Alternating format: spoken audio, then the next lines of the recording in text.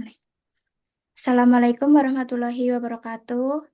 Sebelumnya, terima kasih kepada Budiar yang telah memberikan waktu kepada kita, kelompok 2, kelompok Trickle Bed Reactor, untuk mempresentasikan hasil kerja kelompok kami. Sebelumnya, perkenalkan kelompok kami, saya sendiri, Salsabila Farah Syakira dengan NIM 9. Saya Muti Ahnaf dengan NIM 024. Saya Kalia Dinda Azahra dengan NIM 041.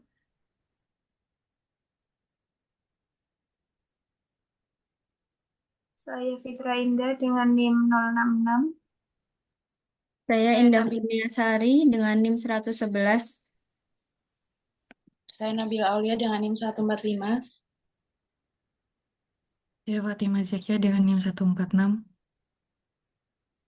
Baik, selanjutnya langsung saja kita masuk ke dalam pengantar dalam reaktor trickle bed. Untuk yang pertama yaitu asal-usul. Yang pertama itu trickle bed reactor atau TBR itu berkembang secara bertahap. Jadi tidak dipastikan satu orang yang menemuinya sehingga trickle bed reactor itu berkembang secara bertahap melalui riset ilmiah dari kebutuhan industri, terutama di bidang petrokimia dan pengolahan minyak sejak awal abad ke-20. Untuk pengembangan awal itu yang pertama pada 1930 sampai 1950-an, yaitu konsep reaktor tiga fasa atau trickle bed, yaitu gas cair padat mulai dikembangkan untuk hidrotreating minyak bumi dan banyak digunakan dalam proses hidrodesulfurisasi atau HDS dan berkembang dari teknik packet bed dan fixed bed. Untuk yang kedua yaitu tokoh ilmiahnya sendiri ada beberapa, yang dari yang paling kiri itu ada Octave Levenspiel, itu berkontribusi dalam salah satu pelopor dalam modeling dan simulasi reaktor heterogen termasuk TBR. Untuk relevansinya sendiri yaitu telah meluncurkan dalam buku Chemical Reactor Analysis dan Design. Dibahas secara mendalam reaksi pada media katalis pori-pori dan desain reaktor trickle bed. Untuk yang tengah ini ada Gilbert F. Foreman. Untuk kontribusinya sendiri yaitu mengembangkan konsep resident time distribution atau RTD dan non-ideal flow. Untuk relevansinya sendiri yaitu tentang bab heterogeneous katalisis dan non-ideal flow reaktor dalam bukunya yaitu Chemical Reactor Analysis dan Design. Yang terakhir itu ada M. Herskowitz, untuk kontribusinya sendiri fokus pada reaktor trickle bed untuk proses hidrogenasi dan hidrodesulfurisasi. Lanjut. Selanjutnya yaitu reaktor trickle bed sendiri kan merupakan jenis reaktor yang mempunyai tiga fasa, di mana gas dan cairannya itu mengalir secara bersamaan ke bawah melalui suatu bed katalis padat yang terisi secara tetap. Untuk reaktor ini banyak digunakannya tadi kan di salah satunya industri petrokimia dan kimia. Nah, contohnya pada industri perminyakan pada unit refinery. Untuk reaktor TBR sendiri itu digunakan dalam hidrotreating katalitik, hidrodesulfurisasi, hidrodenitrogenasi, hidro hidrodemetalisis, hidroketing katalitik, serta proses hidrogenasi dan oksidasi katalitik lainnya yang untuk secara detailnya akan dijelaskan pada aplikasi. Lanjut.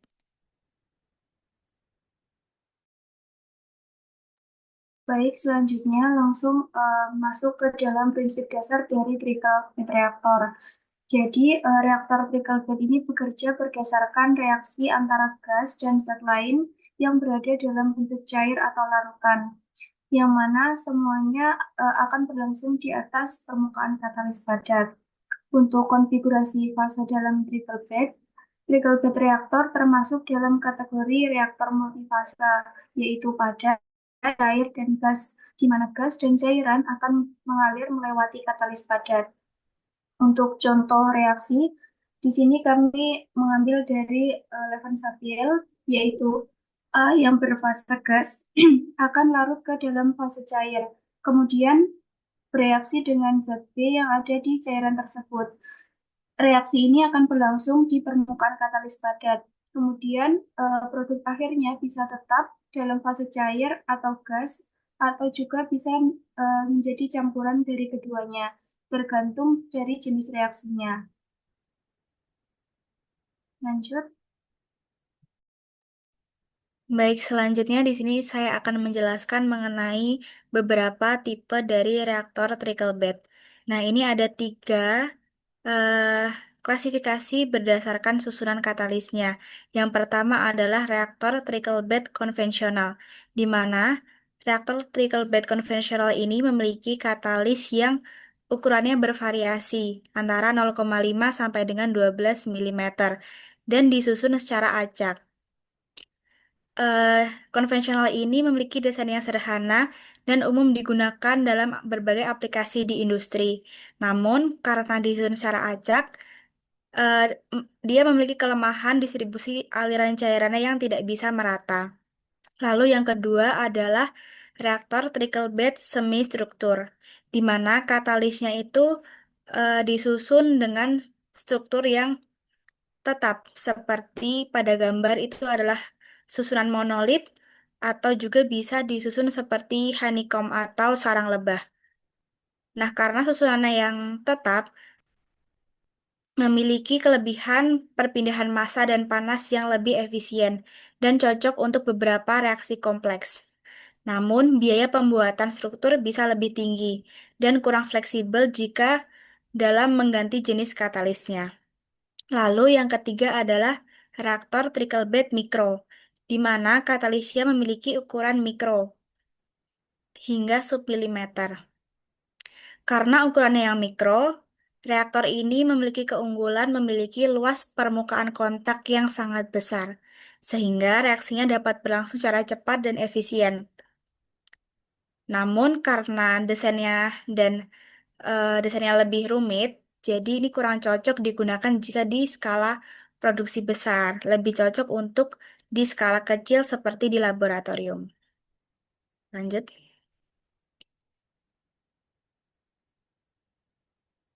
Nah, selanjutnya itu ada beberapa jenis mengenai tipe reaksi yang bisa digunakan di dalam trickle bed. Yang pertama itu adalah reaksi oksidasi, di mana fasa gas yang berperan di sini adalah oksigen, dengan fasa cair bisa berupa etanol, fenol, dan juga limbah organik lainnya. Lalu yang kedua adalah petroleum processing atau proses pada minyak bumi. Di sini fasa yang berperan adalah H2. Lalu untuk fasa cairnya adalah berbagai substrat organik dalam minyak bumi. Lalu ada reaksi hidrogenasi di mana yang menjadi fasa gas adalah H2 atau hidrogen. Lalu yang menjadi fasa cair adalah beberapa substrat organik. Selanjutnya ada juga reaksi esterifikasi. Ini merupakan fasa cair antar dua komponen cair. Lalu yang terakhir adalah reaksi Fischer-Tropsch, di mana yang menjadi fasa gas bisa berupa H2 ataupun CO. Lalu fasa cairnya adalah produk hidrokarbon cair. Next.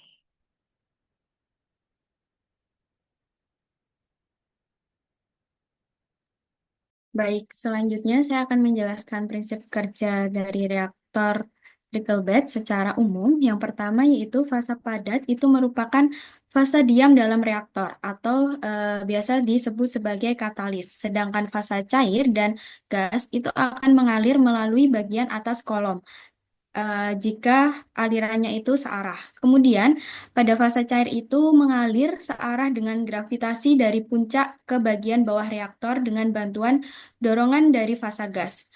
Kemudian, melalui unggun, unggun ini bisa disebut juga sebagai tumpukan partikel padat atau katalis yang didistribusikan oleh distributor palet atau sprayer, kemudian membentuk lapisan tipis atau interface. Nah, pada dinding permukaan katalis ini nanti akan terjadi reaksi. Kemudian, pada laju alir fasa cair ini tidak boleh terlalu tinggi karena akan menutupi pori-pori katalis yang menyebabkan reaktor dapat kehilangan efisiensinya.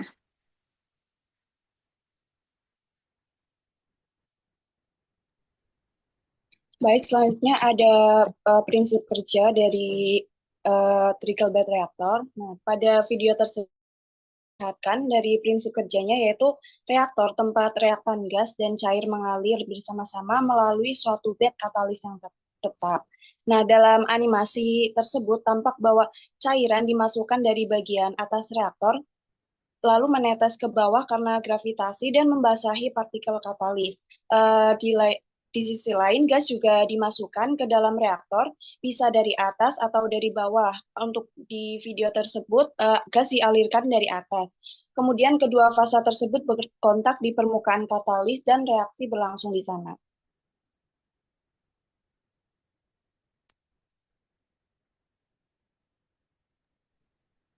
Selanjutnya ada tipe reaktor berdasarkan arah aliran dan sistem pendinginnya. Yang pertama untuk arah alirannya itu dibagi menjadi co-current dan counter-current. Nah, untuk co-current sendiri ini, baik gas maupun cairan akan dialirkan dari atas reaktor dan mengalir bersama-sama ke bawah melalui bed katalis padat yang diam. Untuk konfigurasi ini itu paling umum digunakan dalam industri karena alirannya lebih stabil dan mudah dikontrol.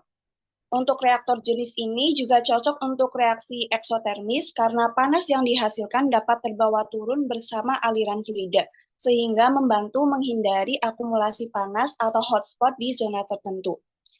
Concurrent trickle bed reaktor ini sering dipilih untuk proses seperti hidrogenasi, hidrodesulfurisasi, dan reaksi oksidasi ringan, di mana tekanan tinggi mendukung kelarutan gas dan efisiensi reaksi.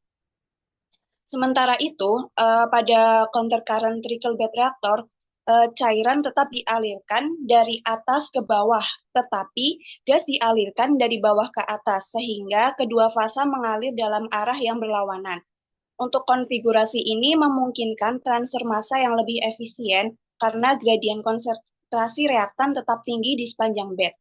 Selain itu, counter current ini cocok untuk reaksi endotermis karena gas panas yang mengalir dari bawah dapat mempertahankan suhu reaksi pada bagian bawah reaktor. Namun sistem ini memerlukan pengaturan tekanan yang lebih kompleks karena tekanan di dasar reaktor harus cukup tinggi agar gas dapat menembus dan melawan aliran cairan dari atas.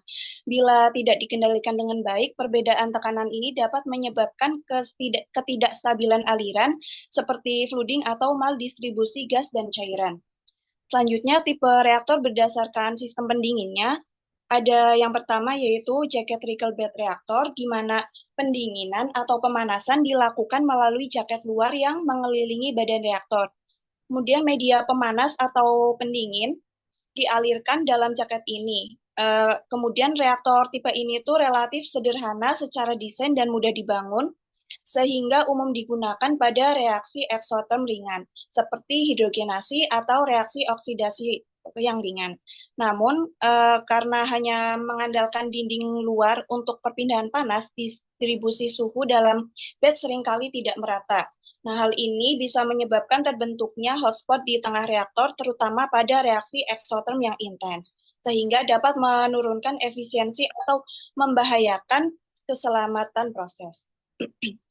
Untuk yang tipe reaktor yang berdasarkan sistem pendinginnya yang satunya lagi yaitu ada internally cooled trickle bed reactor, di mana tipe ini tuh dirancang dengan pipa-pipa atau pelat pendingin internal yang tersebar merata di antara lapisan katalis. Nah, pendinginannya itu tidak hanya berasal dari dinding, tetapi juga langsung dari dalam volume reaktor itu sendiri. Nah, hal ini tuh membuat kontrol suhu lebih efektif dan seragam di seluruh bed, dan mengurangi risiko hotspot dan memungkinkan penggunaan reaksi eksoterm yang lebih intensif. Nah, reaktor jenis ini tuh cocok untuk proses seperti hydrotreating, hydrodesulfurization, atau reaksi lain yang menghasilkan panas dalam jumlah besar. Meski lebih unggul dalam hal efisiensi termal dan kontrol suhu, desain reaktor ini tuh jauh lebih kompleks dan mahal, serta pemeliharaan yang lebih sulit karena bagian pendingin berada langsung di dalam bed katalis.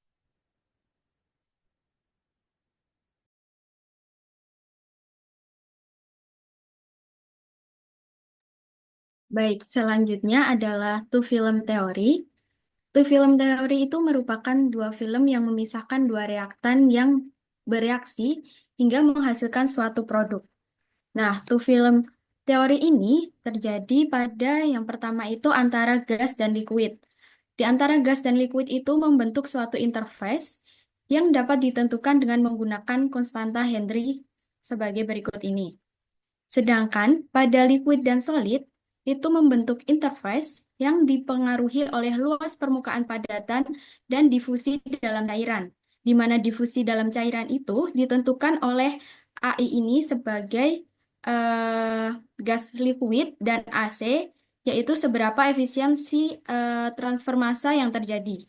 Kemudian Fs ini merupakan banyaknya katalis yang ada di reaktor, sedangkan I ini merupakan banyaknya cairan yang ada dalam reaktor.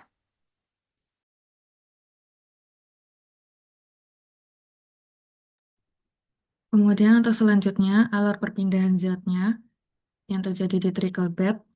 Yang pertama, misal reaktan A-nya ini adalah fase gas, kemudian B itu adalah fase cair, maka perpindahan yang pertama itu gas ke permukaan cair, di mana reaktan A dalam fase gas menuju interface gas cair, menembus lapisan film, gas menyebabkan penurunan konsentrasi. Ada tahanan karena film gas.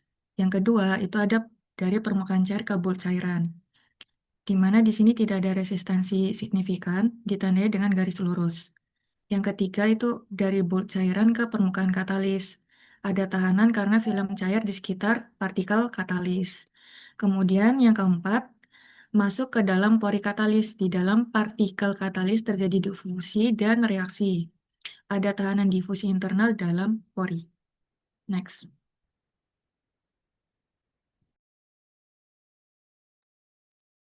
Baik, untuk selanjutnya terkait karakteristik dari trickle bed reaktor, yang pertama yaitu laju alir cairan dari trickle bed reaktor, di mana penyaluran terjadi pada laju aliran rendah. Kemudian konversi yang tinggi dapat tercapai karena aliran pada trickle bed reaktor ini merupakan aliran yang pelan. Kemudian kontrol panas relatif sulit, rasio cairan atau padatannya lebih kecil.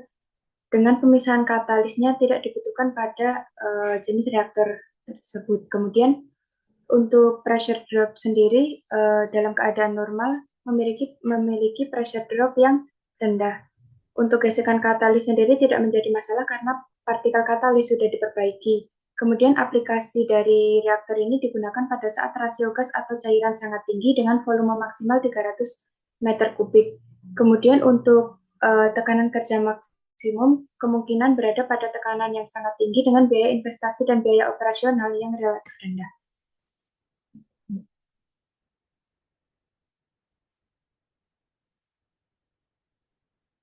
Untuk selanjutnya, aplikasi dari trickle bed reactor pada di industri. Yang pertama, terdapat di Pertamina RU4 Cilacap dan RU6 Balongan menjalankan unit hidrodesulfurisasi untuk memproduksi solar rendah sulfur, di mana katalis yang digunakan merupakan kobalt, molibdenum, atau alumina dengan fase gas hidrogen dan juga fase cair fraksi minyak bumi, di mana tipe reaktor yang digunakan di sini adalah kokaren. Untuk yang selanjutnya, proses disorpsi gas klor dalam larutan sodium hipoklorit dengan packing ring dengan fase gas udara atau nitrogen dan juga fase cair larutan NaOCl dengan tipe reaktor di sini merupakan kokaren. Lanjut. Untuk penggunaan dari trickle bed reaktor sendiri di sini menjadi beberapa bagian. Yang pertama merupakan hidrodesulfurisasi, di mana di sini merupakan penghilangan senyawa sulfur dari minyak mentah. Kemudian yang kedua merupakan hidrogenasi, di mana hidrogenasi sendiri di sini merupakan reaksi-reaksi adisi gas hidrogen dan senyawa organik untuk mengubah senyawa tak jenuh menjadi jenuh, di mana yang pertama yaitu anilin dengan menggunakan katalis nikel dan juga tanah liat. Kemudian yang kedua merupakan 2 butin 1,4 diol pada dengan katalis tembaga nikel dan juga senyawa-senyawa aromatik seperti benzen, alfa metil, stirena, klotonaldehida yang umumnya dalam industri kimia dasar. Kemudian yang selanjutnya hidrodenitrogenasi. Yang pertama itu merupakan minyak distilat dan juga minyak furnace yang akan terurai untuk diubah menjadi bahan yang stabil dan juga tidak korosif. Untuk yang selanjutnya merupakan oksidasi, di mana oksidasi di sini yang pertama merupakan cumene dengan menggunakan katalis karbon aktif dan juga sulfur dioksida menggunakan katalis karbon aktif untuk pembentukan asam sulfat atau produk lain.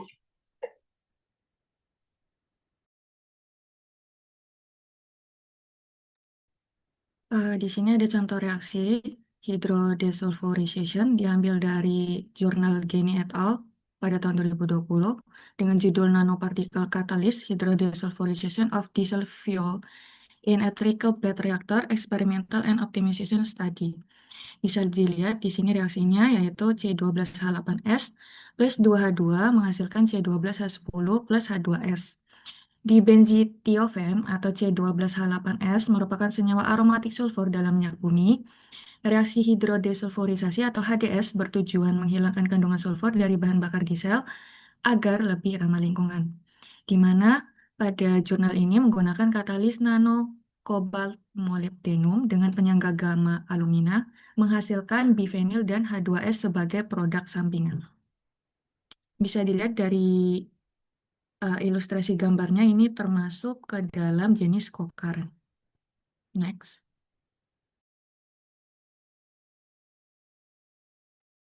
Oke, baik, selanjutnya yaitu kelebihan dan kekurangan dari trickle bed reaktor. Yang pertama, untuk kelebihannya, efisiensi kontak 3 fase, di mana trickle bed reaktor dapat memungkinkan gas, cairan, dan katalis padat berinteraksi secara optimal. Aliran cairan yang merata di atas permukaan katalis yang dapat mempercepat transfer massa dan reaksi kimia, sehingga dapat mempercepat reaksi dan lebih efisien. Untuk yang kedua, umur katalisnya lebih panjang. Karena katalis tidak bergerak, gesekan antar partikel dapat dihindari. Hal ini dapat meminimalisir abrasi, meminimalisir kerusakan, dan katalis bisa digunakan lebih lama. Jadi kita juga bisa menekan biaya operasionalnya. Kemudian untuk selanjutnya yaitu skalabilitas tinggi. Desain dari trickle bed reactor ini memiliki desain yang simpel tanpa adanya bagian yang bergerak sehingga akan mempermudah perbesaran skala yang digunakan di skala industri. Selanjutnya yaitu operasi stabil. Pada trickle bed reaktor terjadi reaksi gas cair yang membutuhkan kestabilan tinggi seperti hidrodesulfurisasi dan hidrogenasi. Aliran bisa dikontrol dengan mudah dan sistem bisa berjalan terus-menerus tanpa adanya gangguan yang besar. Untuk kekurangannya, yang pertama yaitu pengelolaan panas yang sulit. Karena aliran gas dan cairannya terbatas, trickle bed reaktor tidak efektif dalam pembuangan panas reaksi. Hal ini menjadi masalah besar jika reaksinya eksotermis karena panas bisa menumpuk, menimbulkan hot spot, merusak katalis, bahkan mengganggu keselamatan proses. Selanjutnya yaitu sulit mengganti katalis. Jadi untuk katalis di dalam reaktor bersifat tetap. Kalau katalisnya udah habis masa pemakaiannya, reaktor harus dimatikan dan dibongkar untuk penggantian. Hal tersebut dapat meningkatkan downtime, dapat meningkatkan biaya, dan membuat proses produksinya terganggu. Kemudian, rentan terhadap fouling. Endapan seperti kokas atau partikel padat bisa menyumbat pori katalis atau ruang antar partikel. Hal ini dapat mengganggu aliran, menurunkan efisiensi reaksi, dan bisa menaikkan tekanan di dalam reaktor. Kemudian untuk reaktor trickle bed ini tidak ideal untuk reaksi eksotermis. Reaksi yang sangat eksotermis itu membutuhkan pendingin cepat dan efisien. Sayangnya, trickle bed ini tidak dirancang untuk itu. Jadi untuk reaksi yang sangat panas seperti nitrasi atau beberapa proses oksidasi, itu tidak cocok menggunakan reaktor trickle bed. Cukup.